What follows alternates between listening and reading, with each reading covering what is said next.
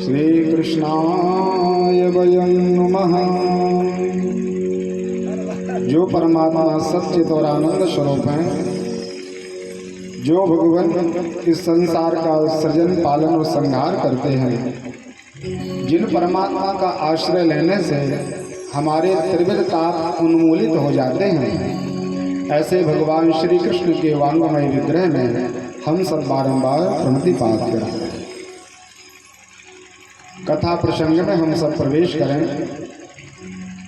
कल हम सब ने बड़े भाव से श्रीमद् भागवत महापुराण के महात्म का सुंदर कथा श्रवण किया, जो पद्म पुराण से लिया गया था। 6 अध्यायों में गोकर्णोपाख्यान के द्वारा कैसे प्रेत जीव अनेक प्रकार के दुष्कर्म पाप कर्म में प्रवृत्त था, ऐसा धुंधकारी प्रेत होने के बाद भी 7 दिन श्रीमद् भागवत का आश्रय लेता है और वह परम गति को प्राप्त हो जाता है। भक्ति ज्ञान वैराग्य की पराकाष्ठा श्रीमद् भागवत महापुराण।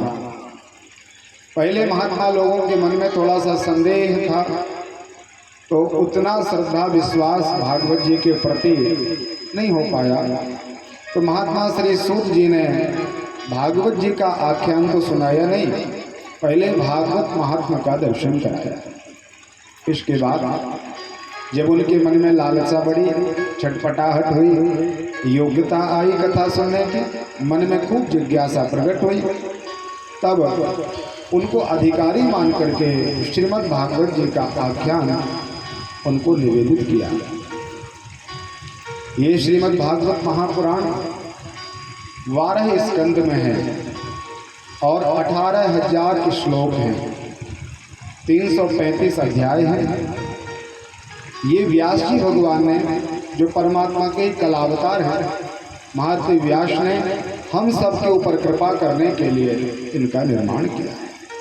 तो आइए हम सब हाथ जोड़ लें और भागवत जी के प्रथम स्कंद के प्रथम अध्याय के प्रथम श्लोक का श्रवण करें। जन्माद्यस्य यतोऽन्वयादितरतश्चार्थे सुविज्ञा सुरा तेने ब्रह्म हृदयादिकवये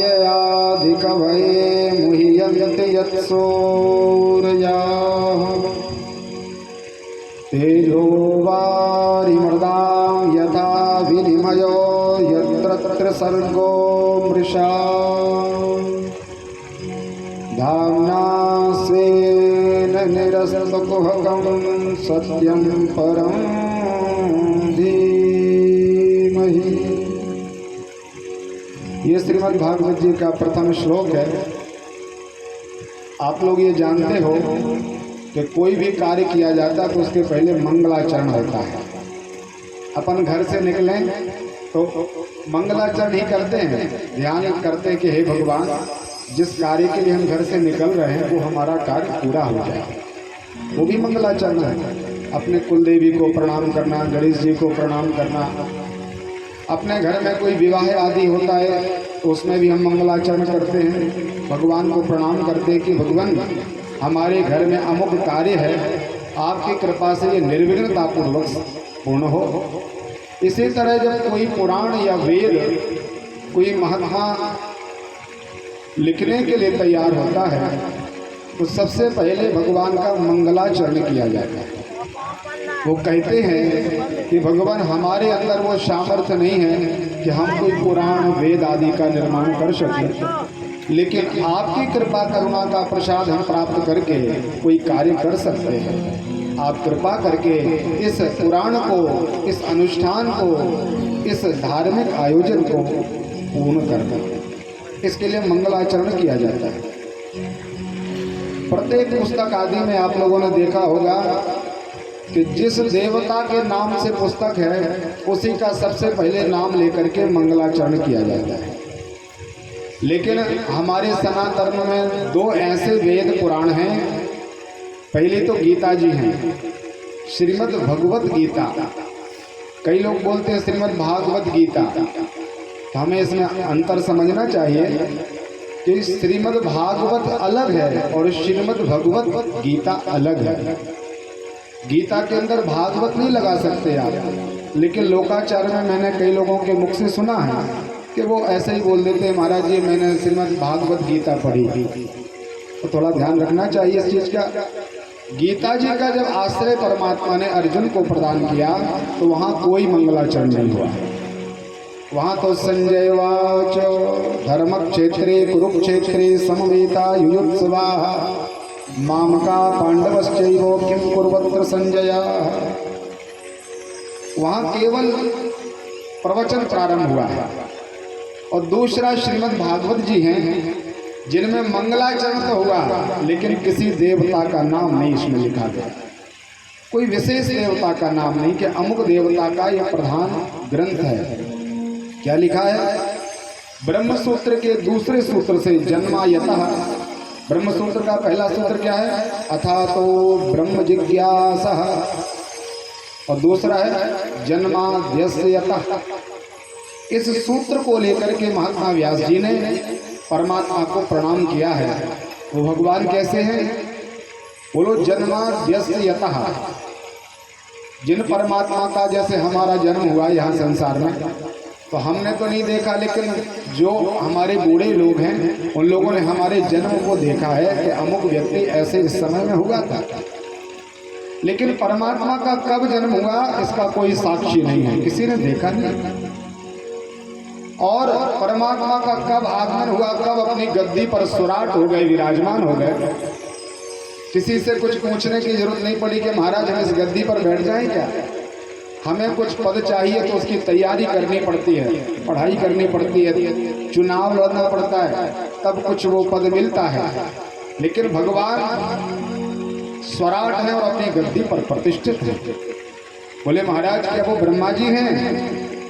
तो श्री व्यास जी महाराज कहते कि जो ब्रह्मादिक मनीषियों को भी ज्ञान प्रदान करने वाले हैं वो परमात्मा। बोले उनका विग्रह कैसा है? बोले तेजो वारी मृदाम यथा विनिमयो। ये पंच प्रपंच मैंने आपको कल निवेदन किया था कि ये सब झूठा है, मिथ्या है, लेकिन उन्हीं परमात्मा की माया के कारण ये झूठा संसार हमें सत्यवत प्रतीत होता है। और कभी कभी थल में जल और कभी जल में थल हमें दिखाई देने लग जाता है उस माया के कारण। आप अपने वाहन से चले जा रहे हैं रोड पर और दूर से अपन को ऐसा लगता है कि रोड पर ही जल भरा हुआ है, और बिल्कुल ऐसा लगता है कि जल भरा है, लेकिन जब उसके समीप हम पहुंचते हैं तो हमें आभास और ज्ञान होता है कि यहाँ कोई जल नहीं है, तो स्थल ही है, पृथ्वी ही है और रोड ही है। ऐसे ही इस संसार में जब हम आते हैं तो हमें ये मेरा है, ये मेरा है, मैंने इतना किया, मैं इतना करूँगा, आदि आदि। जैसे दूर का जल दिखाई दे रहा था वो झूठा था, ऐसे दूर से हमें ये संसार अपना दिखाई देता है। लेकिन जब संत की दृष्टि, गुरुजी की दृष्टि, महात्माओं की दृष्टि हमारे ऊपर पड़ती है तो हमें वो पास ले जाते हैं और बताते हैं कि देखो ये अपना नहीं, ये दूसरे का है, वहाँ जल नहीं वहाँ थल है। तो जिन परमात्मा की सत्ता के कारण ये झूठा जगत ही सत्यवत प्रतीत होता है। और कभी कभी रस्सी में हमें सर्प का आभास होने लगता है रात्रि के समय में कि ये सर्प तो नहीं है। ऐसे परमात्मा जो त्रिकाला बाधित हैं, जो आदि मध्य और अंत से रहित हैं, ऐसे भगवान को सत्य मान करके व्यास जी ने प्रणाम किया। सत्यम परम धीमहि। सत्य स्वरूप भगवान को हम प्रणाम करते हैं। कल हमने महिमा में अपन ने सुना था कि सत्य कौन है? सत्य केवल परमात्मा हो सकते हैं। तो व्यास जी ने विचार किया कि सत्य को प्रणाम कर लेंगे तो एक को प्रणाम करने मात्र से ही सबको प्रणाम हो जाएगा। यदि अलग अलग देवताओं का नाम लेके बोलेंगे, पहले गणेश जी को प्रणाम किया, फिर शारदा जी को प्रणाम किया, भगवान भोले बाबा को, फिर गौरी जी को, फिर नारायण को, फिर राम को, फिर कृष्ण को, फिर ऐसा करते करते बड़ी लंबी सूची बन जाएगी। तो हमें जो कहना है, जिसके लिए मैं इस पुराण का निर्माण करने जा रहा हूँ, हो सकता है केवल दंडवत करने में, प्रणाम करने में ही हमारा आधा ग्रंथ ना हो जाए। इसलिए महात्मा ने केवल सत्य को ही प्रणाम करके वहाँ पर नमस्कार किया। सत्यम परम धीमहि। तुलसीदास जी महाराज ने जब मंगलाचरण किया, आप लोग रामायण पढ़ते हैं, महाराज बालकांड में आप लोगों ने देखा होगा 42 अध्याय तक केवल प्रणाम ही प्रणाम किया तुलसीदास जी, और किसी को छोड़ा ही नहीं। संत को भी प्रणाम किया, दुष्ट को भी प्रणाम किया, चोरों को भी प्रणाम किया, असंत को भी प्रणाम किया, दुष्टों को भी प्रणाम किया, जो भगवान के सत्संगी उनको भी, और जो भगवान को गाली देते उनको भी, कोई नहीं छोड़ा। जलचर थलचर नभचर नाना, संसार में जो कुछ भी है सबको प्रणाम किया। तो मानो व्यास जी ने ये संकेत दिया है कि हमें केवल एक का आश्रय लेना चाहिए, जिन एक की कृपा से ही हम सबको प्रसन्न कर सकते हैं। ऐसे सत्य को प्रणाम किया। तो किसी ने पूछ दिया कि महाराज ये सत्य तो ठीक है, आपने बोल दिया कि भगवान है, परमात्मा का विग्रह क्या है? बोले भगवान धर्मवत है, रामो विग्रहवान धर्मः, परमात्मा साक्षात धर्म का विग्रह है, और इसलिए परमात्मा को सत्य कहते हैं, भगवान को धर्म कहा जाता है। ठीक है महाराज, हमने मान लिया कि परमात्मा सत्य है और धर्म है, तो एक परम धर्म भी होता है।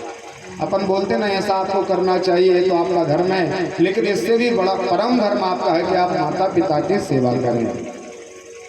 एक परम धर्म जोड़ देते हैं, ये तो आपको करना ही चाहिए। तो भगवान हमने मान लिया कि परमात्मा धर्म है, सत्य है, तो परम धर्म क्या है? तो श्री व्यास जी महाराज ने दूसरे श्लोक में भागवत जी के परम धर्म की व्याख्या की। धर्मा प्रोज्यत कैत्रगोत्र परमो निर्मत्सराणां सतां वेद्यं वास्तवमस्तु वस्तु सर्वं तापत्र्योन्मूलनम् श्रीमद्भागवते महामुनिकृते किं वा परैरीश्वराः सद्यो हृद्यवरुद्रते पृथ्वी शुश्रूषुस्तक्षणा। बड़ा सुंदर श्लोक है। बोले धर्म हो गया आपका सत्य, और परम धर्म हो गया भगवान की कथा। परम धर्म क्या है हमारा? परमात्मा का नाम, भगवान की कथा और ये सत्संग, ये हमारा परम धर्म है।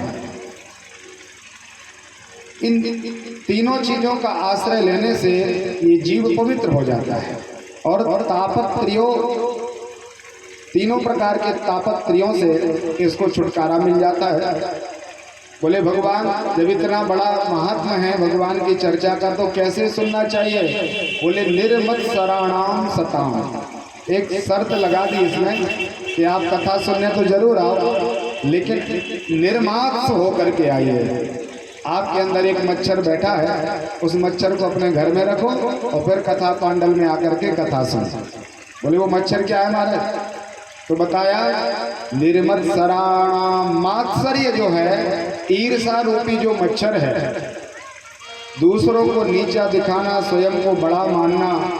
हम इतने बड़े भक्त हैं, सामने वाला तो कोई पूजा पाठ करता ही नहीं, और मेरा ऐसा है, मैं उसने ऐसा किया, मैं अब इतना करूँगा। ये जो जलन भावना, जो ईर्षा है ना, ये मच्छर की तरह है। व्यास जी ने लिखा है अपने संसार के मच्छर को दूर करने के लिए कई उपाय कर लेते हैं हम, लेकिन हमारे हृदय के मच्छर को अपन बाहर नहीं निकालते। यदि वो मच्छर आपके हृदय में बैठा रहेगा और आप उसके साथ कथा सुनेंगे तो कथा का लाभ मिलने वाला बोले नहीं है। आप निर्मत्सर होकर के आइए। ऐसे आकर के यदि आप कथा का पान करेंगे तो लिखा है श्रोति इक्षुंभी, आप केवल ऐसा मन बनाएं कि बंडा के अमुक स्थान पर श्रीमद् भागवत की कथा हो रही है, चलो आज अपन सुनने के लिए चले। केवल आपने इतना मन बनाया, अभी आए नहीं हो। और इसे मन बनाने के साथ ही परमात्मा ने विचार किया कि अब तो ये कथा सुनने जाएगा ही, इसलिए भगवान तत्काल आपके हृदय में आकर के विराजमान हो जाते हैं। सत्यो हृदय वरुद्रते पृथ्वी शुश्रूषुस्तक्षणात्, श्रोत्रमिक्षुभिः, श्रवण करने की इच्छा मात्र में भगवान हृदय में अवरुद्ध हो जाते हैं, विराजमान नहीं होते। विराजमान होने में और अवरुद्ध होने में बहुत अंतर है। जैसे यहाँ प्रमुख हमारे श्रोता विश्वकर्मा परिवार से विराजे हैं, तो ये यहाँ पर विराजे नहीं, ये अवरुद्ध हैं। जब तक हम कथा कहेंगे तब तक ये कुछ भी करें, इनको बैठना ही पड़ेगा। ये विचार भी करें कि हम उठ जाएं तो ये उठ नहीं सकते, क्योंकि कथा चल रही है, आरती के बाद उठ पाएंगे। तो ये क्या है, यहाँ पर अवरुद्ध हैं। और आप सब शेष जितने लोग बैठे हो, आप सब विराजमान। आप अपनी इच्छा से आए हो और अपनी इच्छा से चले जाओगे। कथा अच्छी लगेगी तो बैठोगे, अन्यथा राम राम करके महाराज हम तो चलते। अपनी इच्छा से आना और अपनी इच्छा से चले जाना, ये विराजमान है। और दूसरों की अपनी इच्छा से आना और दूसरों की इच्छा से जाना, ये अवरुद्ध है। तो श्रीमद् भागवत जी की केवल आपने इच्छा की कि हम कथा सुनने चलें, इतने मात्र से भगवान आपके हृदय में अवरुद्ध हो जाते हैं। और फिर अवरुद्ध आपको मैंने निवेदन किया कि फिर भगवान चाहे भी कि हम चले जाएं, तो भगवान हृदय से फिर निकलते नहीं, फिर तो परमात्मा आपके हृदय में डेरा लगा ले। इसलिए परम धर्म परमात्मा का सत्संग है। व्यास जी से पूछ लिया, महाराज कितनी सुंदर कथा और ऐसी महिमा कि जिनके सुनने मात्र से भगवान स्वयं हृदय में बैठ जाते हैं, तो भगवान आप ये बता दो किस किस को प्रवेश है, किस किस को निषेध है। कोई कार्यालय देखा होगा आपने, तो लिखा रहता है अंदर आना मना है, प्रवेश निषेध है, उसमें लिखा रहता है। और सब लोग को तो निषेध नहीं, उस ऑफिस का जो ऑफिसर होता है उसको वो भी पढ़ता है कि इसमें लिखा प्रवेश निषेध है, लेकिन वो जानता है ये दूसरों के लिए लिखा गया, ये तो मेरा कार्यालय है, और वो बिना किसी भय से उसमें प्रवेश कर जाता है। इसी तरह श्रीमद् भागवत जी के लिए जब ये निर्माण किया गया, तो व्यास जी ने केवल 2 व्यक्तियों को बुलाया, तीसरे का नाम भागवत जी में नहीं लिखा। वो 2 व्यक्ति कौन हैं?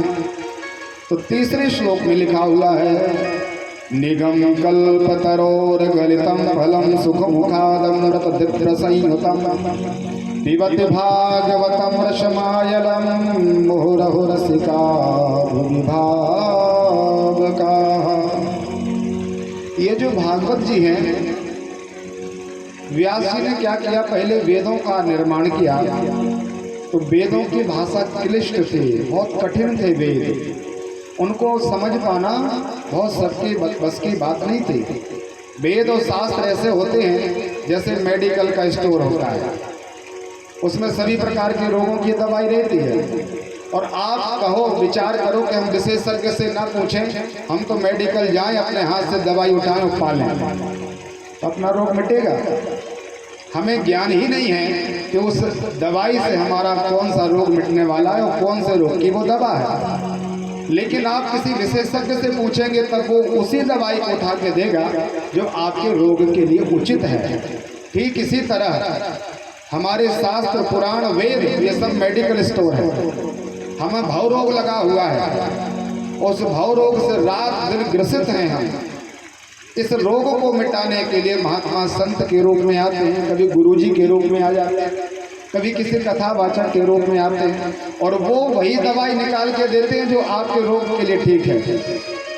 हम यदि स्वयं पुराणों को पढ़ने लग जाएं, तो कई बार पुराणों के पाठन में व्यक्ति चक्कर में पड़ जाता है और उल्टी सीधी व्याख्या करने लग जाता है कि महाराज हम जगह तो ऐसा लिखा, भ्रमित हो जाता है।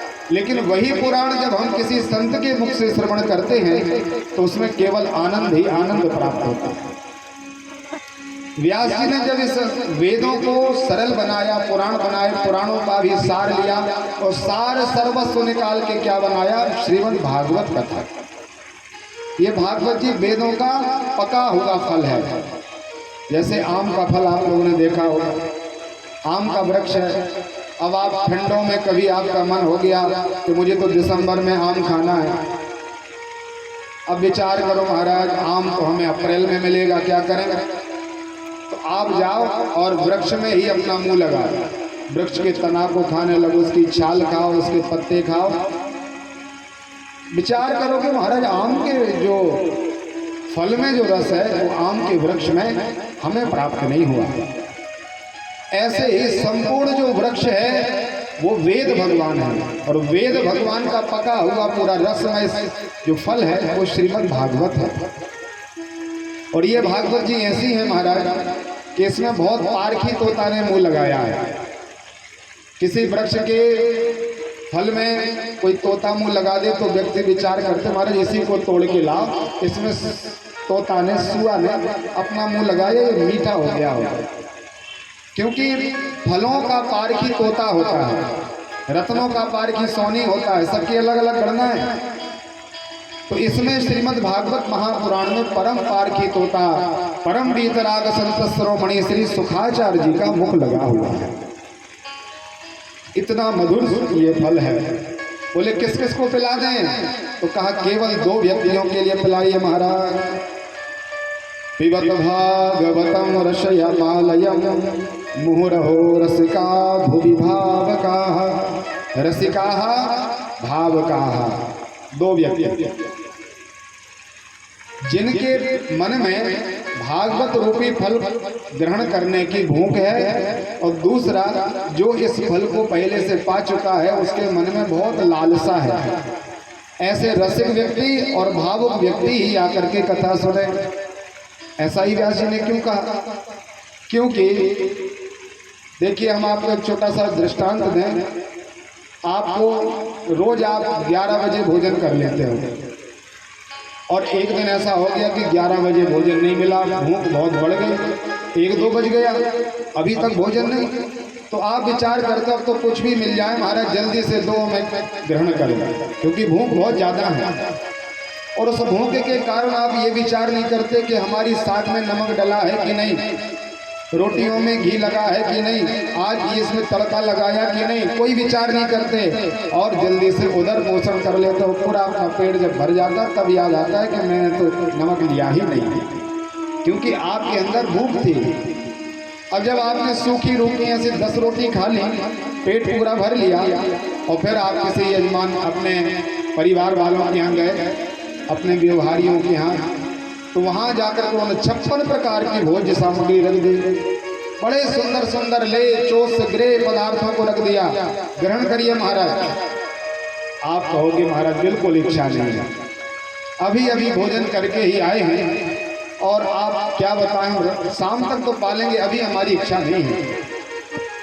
इतना सुंदर भोजन रखा है आपके सामने, लेकिन आप मना कर देते हो कि कोई भी इच्छा नहीं, क्योंकि किसी भी प्रकार के पदार्थ में जो है आपकी रुचि नहीं। अब जब बार बार वो विनय करे तो लगता है कि एक आध तो पाना चाहिए भाई। तो ऐसे सुंदर सुंदर पदार्थों को ग्रहण करने में भी आपको रस नहीं मिलता, तो केवल ये लगता है कि सामने वाले का मन रखा जाए, उसकी थोड़ी कहने की हो जाए, और कोई दूसरी बात। इसका मतलब क्या हुआ?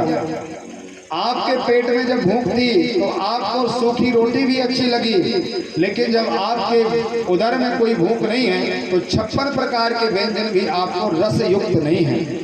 ठीक इसी तरह यदि आपके अंदर भगवान की कथा सुनने का मन है, भूख है, लालसा है, जागृति है कि महाराज हमें तो कथा सुनाओ, और वो भूख के साथ आप बैठे और यहाँ से कथा प्रवचन किया जाए, तो आप आनंद से ही पाओगे उसको। लेकिन आपका पेट पहले से भरा है दुनियादारी से, यहाँ वहाँ की ईर्षा, द्वेष, कपट, मोह, ममता और नाना प्रकार के जो द्वंद्व हैं, उनसे आप पेट भर के यहाँ पर बैठ जाए, ना तो आपके अंदर भूख है और ना आपके अंदर कोई लालसा है, और फिर आप कथा सुने तो महाराज कथा तो सुनेंगे, बैठेंगे 3 घंटे, लेकिन उसका आनंद आपको प्राप्त नहीं हो पाएगा, क्योंकि वो भूख ही आपके पास है। इसलिए व्यास जी ने केवल 2 व्यक्तियों को निमंत्रण दिया, रसिकाः भुवि भावकाः। ये 3 श्लोक भागवत जी के मंगलाचरण के हैं। पहले में सत्य को प्रणाम करना है, ध्यान करना यदि आपको है तो आप सत्य को ध्यान करो। यदि आपको गाने का मन हो कि महाराज आपको लग रहा है कि कुछ गा लें, तो भगवान के मंगलमय नामों का गायन करिए। और कभी आपको प्यास लगे कि कुछ पीने की इच्छा हो रही है तो